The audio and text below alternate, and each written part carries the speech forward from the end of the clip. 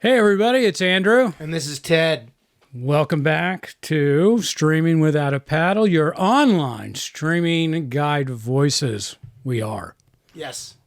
That's it. All right, we're still in the holiday season. I'm so excited. I'm so excited. The countdown to the big day. Santa arriving is getting closer. And we're still watching Christmas shows. It's happening. For you. We're watching for you. We're getting them done for you. Yeah, we are. And last week, we watched Spirited, and we had a very spirited conversation. Yep. And if you haven't listened, go and go back an episode on Spotify or Apple Music or whatever, and you can listen to us talk about Spirited. But this week, we have a Christmas Story Christmas remake. Well, no, sequel to that 1982 You're Gonna Shoot Your Eye Out Ralphie BB gun. Yep. So, and it's on HBO Max. So, I'm going to start by saying I was not a huge fan of A Christmas Story Christmas. I get it. I like the movie. I watch it. I see it. I don't have to watch it every Christmas. It's not a staple for me. Unlike a family member of mine, they love it. They can't go through the season without watching A Christmas Story. So I get it. I understand. Having said that, I love it. I love it. And my fiance pointed out to me that she said, if we didn't have such nostalgia for this movie, it would be a 5. But we do, so it's like an 8.5. And I don't care. I love it. I love the Christmas Story. I love the sequel. I love that they brought back every character. I love that they didn't sub actors in to play those other characters. Like, yes, it was awesome. It clicked every nostalgia box for me, but I also understand you not being into it because when the original came out, you were like 15 or 16. So you were probably like, what is this stupid kid? Yeah, but my family member was older that just has to watch it, was older than I was then. And it clicks. A Christmas Story clicks with some people as a must. I get it. I see it. It just doesn't work for me. But having said that, I was impressed with this movie. I enjoyed it. I enjoyed it from a technical standpoint. Explain. Well, they kept the same tenor and tone and edit style and storytelling style that they had in the very first one. I mean, it was led by voiceover, narration, but the DP on that had to have studied the original Christmas Story because, what is this, 40 years later? 40 years. Yeah, 1982. 2022. Yeah, because Ralphie's 52 years old. Yeah. The color of it was exactly the same. I was technically really, really impressed of how they matched it up. And I thought it was a good story, too. It was entertaining. I did, too. And the writing was great. Like, it was written very well. I love how they tied everything back in. I don't want to ruin the end for our friends here, but I loved the ending. I loved how it flowed. And let's say this. We left Ralphie when he was, 10? 12. 12. Okay. Or 11. He was, I would say, in this movie, he's supposed to be in his mid-40s. I did the math. Looked it all up. Because it's 1973 and the first movie takes place in the mid-40s. So if mid-40s or mid-50s? No, mid-40s. Mid-40s. Okay. Yeah, like right after World War II. All right, so that would put him in his... You did the math. All right. So. Yeah, it was this. I think it's like World War II ended in 1942. Yeah. I think this is probably 46, 47 is when the original was. Okay. So this is add 30 years onto that. Actually, 27 years. So 27 on 12. I mean, he definitely looks older than 39. Well, in real life, he's like 53. Yeah. So looks great though. Great job for somebody who doesn't really act anymore. Yeah, no, I bought him as, with your math. Now that you say that, I buy him as a 40-year-old more so Mark Wahlberg in Fathers 2 as a 20-year-old. But anyway. That movie. Yeah, we're not going back there. But A Christmas Story Christmas. I was impressed with it. Again, it was really funny. Right before we started the show, we were talking about, okay, what are we watching next? And Ted threw out a suggestion, and he showed me a trailer. And when I watch trailers, the old location, or the location manager / producer in me just immediately goes to the technical side of things. And I look at it from that standpoint.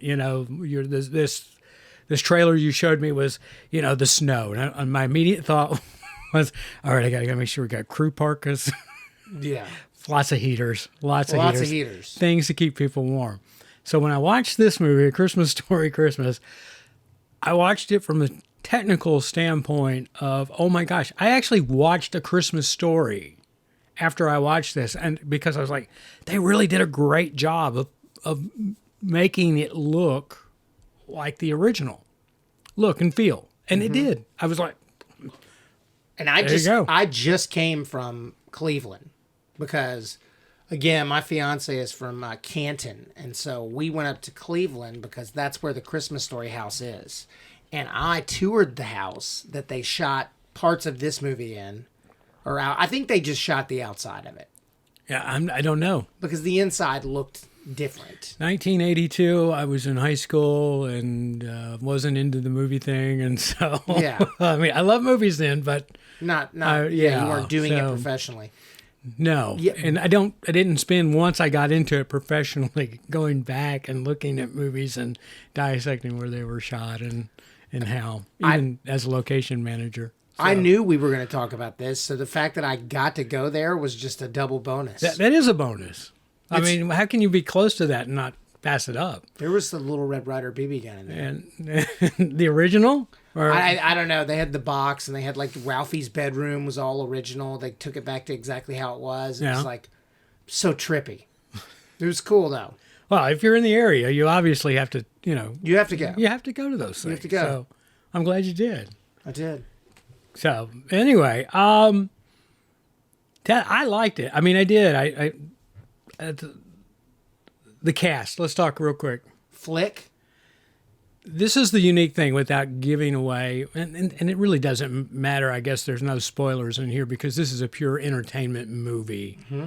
I mean, this isn't, there's no secrets here. Right. You know what's going to happen in this movie from the minute you turn it on. It's telegraphed and, Let's give the plot before we go into the characters. There we go. Okay, so in this movie, Ralphie is a 40-year-old, we'll say early 40-year-old married guy who lives in Chicago, and the Christmas Story takes place in Indiana. I always thought it was Cleveland. I didn't listen close enough because the house is in Cleveland, but it is Indiana. So they're in Chicago, and he has taken a year off from work so he can write the next great novel. And it's a big sci-fi epic that's 1,000 pages, and it's getting turned down left and right from every publisher. Well, they're getting ready to go home for Christmas, and they get the phone call from his mom that... The old man has passed away. The old man who loved Christmas and was everything about Christmas. And so they go home to have Christmas with his mom, played by a different actress. That's the only one that didn't. And she's alive. I checked it. Yeah. Erin Hayes. Yeah, it's played by the mom from Just Friends. It is, yeah, another Christmas movie, but she was also the flight attendant in the airplane movies. We said that. Yeah, you told me that. Right. Yeah. Yeah. So she's in everything. That was my initial. I was like, oh my gosh. I love that we have different points to refer to actors. Mine is Just Friends, and yours is Airplane. Right. Well, we're a generation, perspective. I've never seen Airplane. Oh my God, you have the Airplane one. The first one is just ridiculously funny. I don't think you could, it's probably not socially acceptable today because of the dialogue in it and the stereotypes of, different ethnic groups and stuff. It wouldn't go over so well, but it's probably not easy to find streaming. As a middle-aged white man, it was funny. I mean, It was funny back then. Yeah, I'll check it out. It's like Naked Gun, right? Oh, yeah. Oh, just pure. Hate those movies. Yeah. But I'll watch it. I'll give it a chance. Anyway, the old man dies. They go back to Indiana to have Christmas. And they have this weird thing that keeps happening where the car overheats and they put an egg in it. I've never heard of that. Never heard of that either. I think that... And I know a little something about cars. I feel like that's made up. Yeah. I just don't think you could put eggs in your car continuously to cool down the radiator. Well, I think it's to stop the leak. Is it to stop the leak? To stop, because the egg will cook inside the hot liquid, and then it breaks it apart. It's kind of like if you made ramen noodle soup and you put an egg in it. You ever do that? Yeah. And the boiling water causes the egg to break up, and you get all these little pieces of egg flake throughout of it. So I think that's what the premise or the idea was you put an egg in there, it cooks in the hot antifreeze, and then the little egg pieces get stuck. Egg nougat. Yeah, it's like the tube. Well, Flex Seal. yeah, Okay. right, Makes Maria. sense. Anyway, and they go home and they have this Christmas and he wants to make it the greatest Christmas ever. And Flick, I'm getting that right, correct? Flick, yeah, Flick, the guy from The Toy. right. So I don't remember the actor's name. He did porn in the 90s. I do know that. Scott Schwartz. Scott Schwartz did porn in the 90s. And he owns a memorabilia shop with his father in Burbank. Fun facts for everybody out there. It's true. So And I lived in Burbank. So yeah, I think it's Burbank or it's like Woodland Hills. How It's did I one of miss them. that? But I might have seen him and not noticed that. I'm kidding. I forgot that he did the porn. Don't visit the shops. But he anyway, he owns a bar, and him and the other, what's the other character's name? His other friend as a child? Well, there was Flick, and Scott is the one that beat him up. He was the bully. Scott Farkas. Right, Scott. Who's the other one with the tall pompadour kind of hair that took the bet? Grover? No. Whatever his other friend that triple dog dared him to lick the pole. I had to look that So I'm up. looking it up right You now. do, yeah. But that was impressive while you're looking that up. I was really impressed that, and again, not being a person that was a aficionado of A Christmas Story, I easily recognized all those people. You know who really blew me away, though, was Real Randy, the brother, Ralphie's brother, Randy. Yeah. You know, He's a puppeteer. well, I looked at him and I go, no, that's not really the old. And I looked it up and I go, oh my gosh, it is. It's the same guy who played his brother. And but anyway, go ahead. You found it. It's Schwartz. Fun story. It's Okay. Scott Schwartz. Scott is Schwartz. the actor, but this character's name is Schwartz, so it's Flick and Schwartz. That's right. Well, R.D. Robb plays Schwartz. Okay. Yeah, and Scott Schwartz plays Flick. Yes. So I am looking at Scott Schwartz. I'm looking at his. There we go. Booby Trap. The Devil in Miss Jones 6. These are a couple of the adult titles he's done. Okay? Tell me what you want. now, I can't believe he did all those. I think there are a number of actors that maybe started in adult films and then transitioned over into contemporary or Yeah. more acceptable. But to go the other way, that's Here's another fun fact. This is a sidebar we've got to speak okay. about. Sidebar. He worked as a manager for adult film actors, but quit because he didn't like the job. Oh, and he left the adult film industry in 2000 to become a mainstream actor again. Buddy, I got to tell you a story. There are very few that come back. Yeah. Really, I'm thinking about it, and I can only think of Tracy Lords. She's the only one. Yeah. She's the only one that had mainstream acting success. Now, I'm not even going to go there. There's a huge name in the acting world that, could be a rumor. I don't know. But didn't Stallone? Oh, Stallone did do it, but that's porn in the 70s. That's not like real porn. It doesn't count. Well, it's not like real porn. It's like, it's not, it's not the hardcore stuff in the 70s. It's Okay. probably Fake sexing. Red Okay, Shoe so- Diaries sexing. Okay, so I'm not wrong. You're not wrong. Okay, all right. But that's enough. I just had to sidebar us on the fact that he was a porn person. But he's back in this, and he's a bar owner, and no, Flick is the bar owner. Yeah, Flick's the bar owner. Yeah, well, that's quite That's what I'm sure. talking about. Yeah, The other one, the other guy that plays Schwartz. yeah, R.D. Rob. I don't think he's done a bunch of stuff. Yeah, I think they were all probably happy to get back into the mix. I'm very, you reach a certain age, and I find myself like itching to get back into doing television and film again after a hiatus here. Then again, this is probably a good space for me to be in because there's just been so many changes, and It's a lot. and so anyway, so I was happy to see that, and I was happy to see those guys back in it. Here's the one problem I had with this. Here it goes. Okay, Okay. and I'm blaming this on Ethan Hawke. Okay, and so everybody, and this is a spoiler alert. Ralphie and Randy, the brothers, the sons, they didn't have to dig the old man's grave. They didn't. So they got away with that one. But here's the thing. There was never a funeral in the movie, and they were there for days, if not weeks. At least a week. And there was no funeral. I mean, the obit writing process. I mean, where was Dad? Where was the old man? I mean, did they just keep him on ice? Then again, it's wintertime, so I guess they just stick him outside. But Here's another, if we really want to go down the rabbit hole of picking apart things. The dad was, when I looked it up, was born in like 1922 in real life. Real life. So like, there's no way he would have been alive. He would be 100. today, Yes. yeah. Well, the Aaron Hayes, no, not Aaron Hayes, the original mom. Mm-hmm. Oh, what's her name? Oh. Anyway, she's in her mid 80s.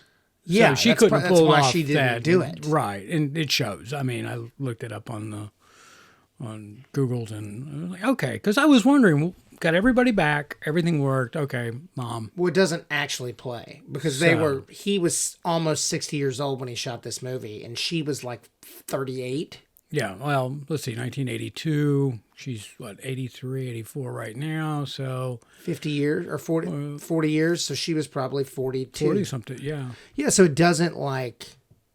That's the downside of older people playing younger roles. Mm-hmm. If there is such a delay, like in this movie of 40 years, you can only... The well's only so deep.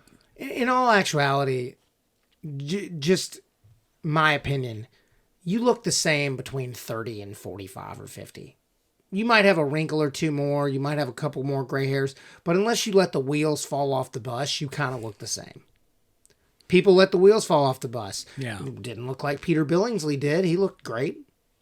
Yeah, and here's the thing, too. Peter Billingsley, I mean, he has not really taken much of a break since his claim to fame in 1982 with this movie. Well, he produces a ton of stuff. He does. Like, yeah. he produces anything that Jon Favreau, Iron Man, all that stuff. He's a massive producer. Right. The fact that he actually, did this big of a movie role, because that's at least a 6-week shoot. Yeah. At least. At least. And I mean, that's, for people that don't know, that is on the low end. Yeah, that's really quick. Like, you can do an independent movie in 3 weeks, or 2 weeks even now, but not a movie with stunts and snow and all this other stuff. That's 6 to 8 weeks, right, humming along. Yeah, I think when we did Honey Baby, it was around the 90-day shoot. That's a big one. That was a big one. Well, we had 3 units going, and I think when we did Passenger 57, it was. The number 72 is coming out in my mind that we were shooting that for 72 days. I think for The Help, we did 12 weeks. So, 12 weeks. I mean, that's whatever amount of That's days. what, 3 months. I was only there for 10 weeks, but it was 12 weeks. All right. But also, like, it's a period piece. Once you're in all the stuff, it's like, yeah, we can kind of only shoot these 3 pages. Yeah. Well, that and you really have to make sure you're getting everything you want to go back and redress and all that. That's tough. But anyway, yeah, no, he's been really busy. I mean, he's an accomplished producer. He directed Couples Retreat. I like that movie. And he produced 4 Christmases. So I'm guessing that he and Vince Vaughn must have a relationship. Yeah, they're like besties because he did an after school special. Vince Vaughn did an after school special with Peter Billingsley, like in 1986 or 7, right when he moved out to. Oh, really? Yeah, maybe it's 88 or 89. It's probably 88 or 9. And then there's that same relationship because Vince and John Favreau are big buddies or whatever. It's basically swingers. All the guys from Swingers just hang out together. And Peter Billingsley was how they probably all met. They have that little rat pack of, what we grew up in the 80s with Rob Lowe and Emilio Estevez and Kiefer Sutherland and Charlie. Anyway, I was really impressed. I mean, I remember when we watched 4 Christmases and Vince Vaughn and Reese Witherspoon go up to the plane counter there to get their tickets. I immediately recognized Peter Billingsley right there behind the counter. It was like, oh my gosh. I think he just likes a good cameo. Yeah. Well, it's money. It's a residual. It's every bit helps. I mean, I don't think I've ever been on a movie set where a producer didn't get a line. That's pretty accurate. I just did a movie and the producers all got lines. Yeah. Because it's a whole different money pool. You get your whatever your producer fee is, and then you get your SAG fee. That's double dip. It's the same day. Yeah. So are you producing or are you acting? So he also probably likes. I mean, I think if I just was writing and directing, which would be fine, I would still every now and then be like, yeah, let me get in there and. Oh, sure. swing. I'm not picking on it. I mean, I think it's great. I mean, I get it. I understand it, and it's fun too because as a producer, you've put your blood, sweat, and tears into this, and it's the candles on the cake. So you get in, you get a little part, you get a little residual that keeps paying off. And you're in the movie. People never, if you got family and friends that are generations maybe behind you or often in a different part of the world, you're just like, oh, yeah, we're producing this movie. Oh, okay, great. But if you tune in, you'll see me. Yeah. And that's a whole different story. You get to send out that Christmas card that's got that picture of you in that scene. I'm gonna do a Christmas movie so I can send that. I can't get arrested for a Christmas movie. I've tried, and that's funny. So if you're a producer, casting director out there, Ted would be great in a Christmas movie. He really would. They like me in horror movies, but the Christmas movies just skips me. Now somebody's missing the boat. Ted would be a great elf. He would. I would love to be an elf. Anything really that my mom could see on Hallmark. Yeah. So. Christmas in Graceland or whatever. Let me talk about something else before we wrap up our thoughts. Who is this new character that played the quarterback? You remember they made the joke, he's like balding and he's hiding from his wife at the bar. Oh, yeah. That dude. That was great. That dude was funny. That was a running joke in the movie, which we don't want to give it away, but there is a running joke in the movie. That was funny. He was funny. Yeah, he was. Without saying almost anything. See, that would have been a great role for you. You could have done that. Come on, man. I mean, you could have. I mean, I'm too good looking to play that part. I'm no model, but I'm too good looking to play that guy. Makeup. These guys and gals in the makeup department, they can. You want to know what they don't do? I'll tell you. Make you look pretty. No, they're not. They're not trying to make you look. They'll make you look a little worse, but they're not trying to do all that. That dude, you know, he had that. Thought it was a lot he of had that- natural look. Huh? Yeah, I think that dude looks just like I think that. you're right. I think you're right. Like that hair, like he grew it out. I love that move. When people grow out, like they're balding, but they grow out the power crown. Right. That's what they call it, the power crown. Uh-huh. They grow it out, and then it's really long in the back, and I'm just like, why are we doing that? Why don't... I mean, For the art. neither one of us have to worry about that, but if I did, I think I'd just Bruce Willis it. Just, Yeah. yeah. No, that was very funny though. That was Yeah. the constant. Oh, and the other running joke, joke. the other joke that I thought was funny is that all of them, they have, so apparently in the Midwest, if someone dies, they give you casseroles. Yeah. Which I feel I didn't like, get that at first. I didn't get it, but I thought it was funny the more they kept being like, ooh, this one's tuna and cranberries. And every one they mentioned or showed was disgusting. Yeah, and you know what was so funny though is I don't think the original mom character would have played the casserole bit like that. You know, she would have just dumped them out Probably. and not forced everybody to eat all the casseroles. all the refrigerator and freezer full of casseroles. I think the original mom would have just, you know, oh, great. I hate casseroles for the most part. Yeah. I'm not a fan. Tuna noodle. I like a tuna noodle casserole every now and then. Yeah, I'm not a big casserole person either. No, so. it's like I like to separate my I food like groups. more things, you know, if you're going that route, it's got to be a pasta base, like you said, tuna noodle, but it's got to be a bake. I mean, it's got to be spaghetti, it's got to be meat or something in there. Yeah. But I'm not a big tuna. My wife does a tuna casserole thing that she just absolutely loves. The kids love it, and I can't stand it, and I like tuna. So Yeah. Straight out of the I will can. tell you, I do like it straight out of a can with a little hot sauce. But I'll tell you, I'm not above a tuna helper. My people will not eat it, but I will tear up a tuna helper. it's still on the shelf, so I guess there's just enough to keep it going on the production line down there. But I am not a contributor to the success of Tuna Helper by any means. Ooh, also, you want to know what else I thought was really cool in this? What? When he double dog dared Schwartz.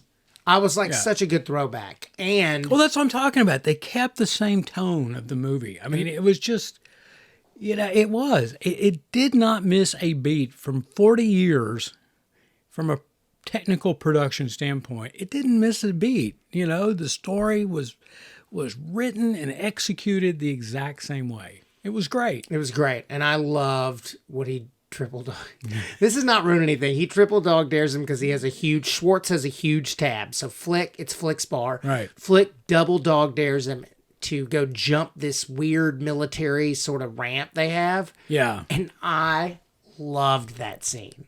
I was like, when he's walking up and he starts talking, there's kids, get out of the way, kid. Yeah. He's like, I'm not going to do this. I'm not going to do it. I'm going to do it. Okay. It's very funny. Well, he owed him a lot of money. He so did. He had a 5-sheet tab. He weighed the consequences of not doing the double dare. Having not grown up in a town where, I guess if you lived around the Gallatin Square, like those houses over there, Right. that's what this would be like. Like, you know, you walk up to the square and there's like 3 or 4 restaurants, a tattoo shop, like different things like Right. that. Like Flicks is like Swaney Swift's.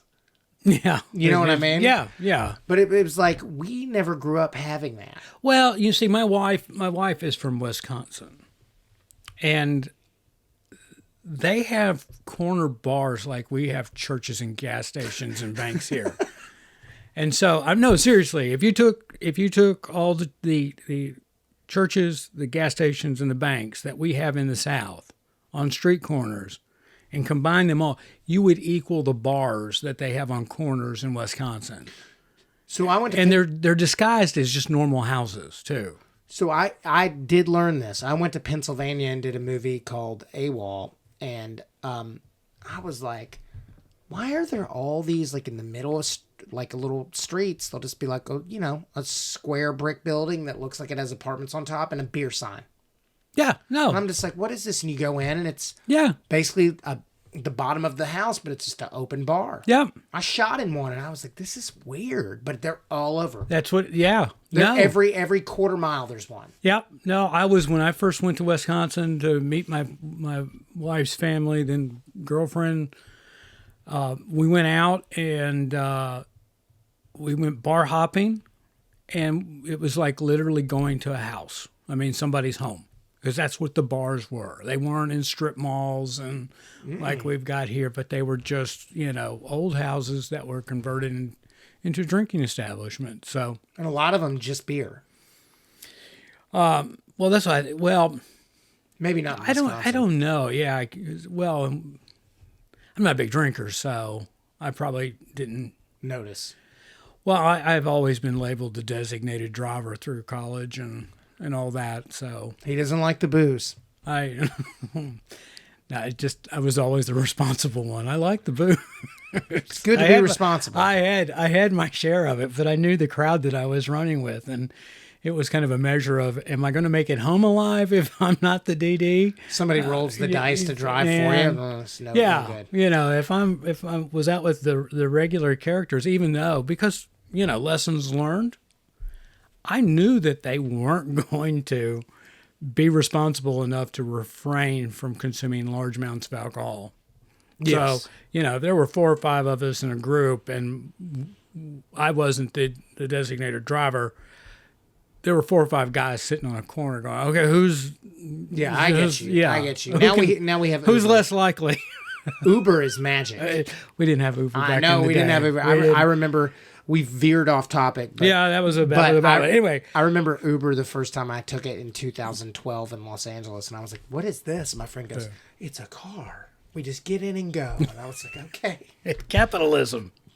There's no more licensing. Hey, this is funny. When I was looking up information and making sure my names were correct, and I did not realize that there was a Christmas Story 2. I've seen it. Oh my God, I did not. It's not good. Well, apparently not. I mean, it had like a horrible Rotten Tomato. I think it came out in like 90 or 89, and it's not Ralphie or any of that. 2012. Did it? 2012, I think it was. Ugh. Yeah.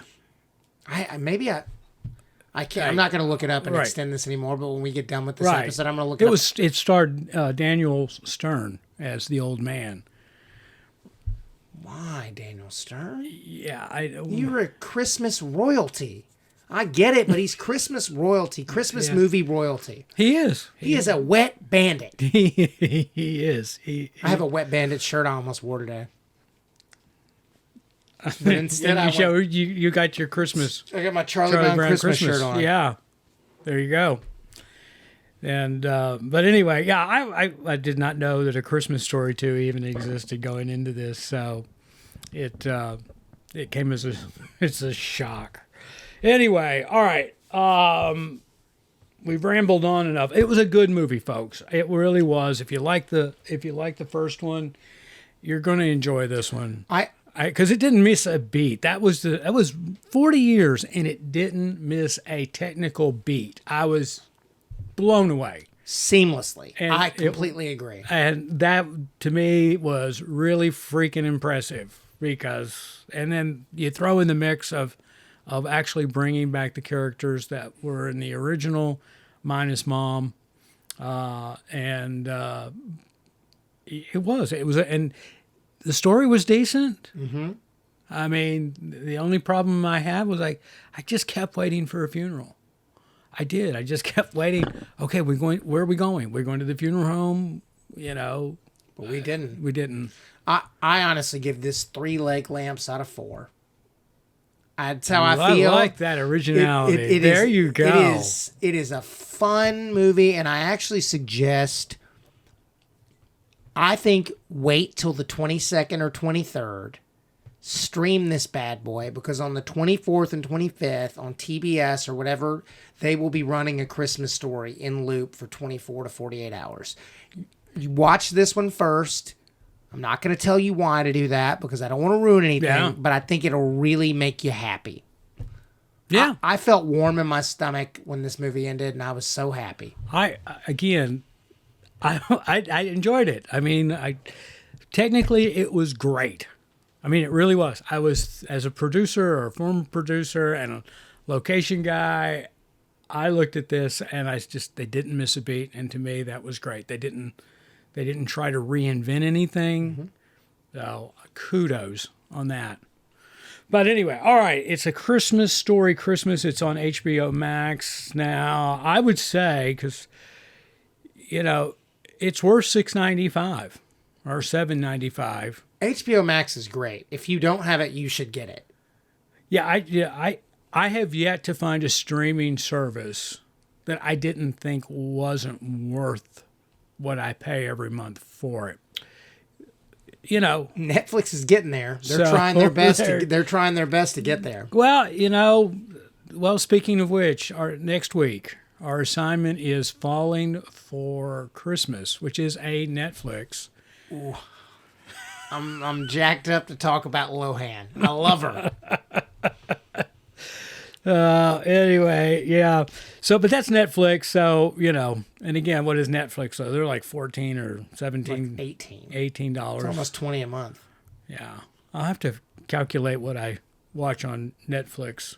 There are a couple of series though that I get into. But anyway, I digress. Christmas Story, HBO Max. Runtime on it was what, about an hour and a half. It wasn't really long. I think it was 2 hours. It just didn't feel long. It didn't feel long. I feel like, I'm going to tell you real quick before we sign off. It is. Well, Ted's looking that up, but yeah, it's nostalgic. Watch it. I recommend it, and this is coming from a guy who was not a Christmas Story fan. Hour and 45. Hour 45. That's about accurate. Okay. It seems like it moves very quickly. You'll enjoy it, I think. Yeah, get your popcorn made. Don't think you're going to stop this and go get popcorn or make popcorn, because once you get going, it does. It flows nicely. You got to show us how the piggies eat, Randy. Show us how the piggies eat. That's a great. I love it. Yes, go watch this movie.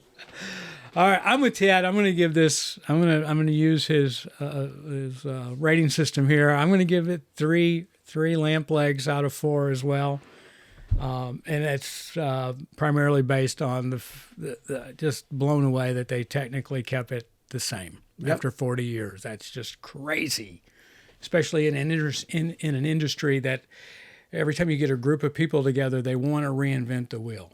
They didn't. They didn't. It was the smartest move they made. If it ain't broke, don't fix it. Right. It wasn't a remake of the Moonsters. Nope. No, they didn't try to mess it up. But anyway, all right, guys. Till next week. Thanks again for tuning in to Streaming Without a Paddle. I'm Andrew. I'm Ted. And we'll see you later.